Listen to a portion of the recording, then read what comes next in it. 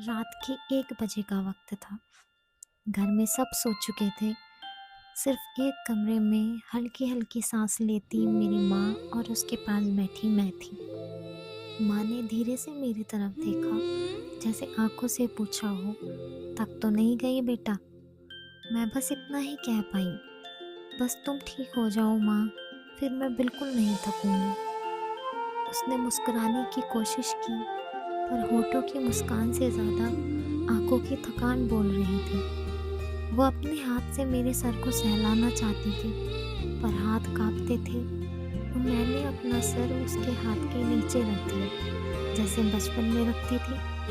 थोड़ी देर बाद उसने मेरी उँगली पकड़ी, बिल्कुल वैसे, जैसे जब मैं छोटी थी तो वो रोड क्रॉस करवाती थी।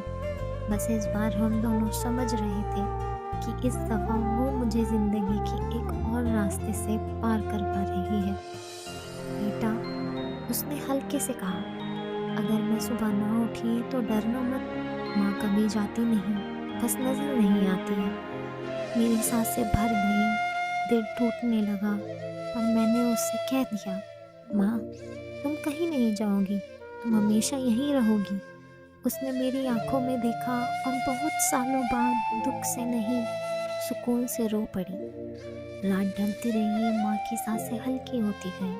सुबह हुई, सूरज उगा, पर माँ सो गई, हमेशा के लिए। उस दिन से मैं जब भी मुश्किल में होती हूँ, मेरी उँगली खुद ब खुद महसूस करती है, जैसे कोई अब भी पकड़ कर कह रहा हो, "चल बेटा, मैं हूँ ना।"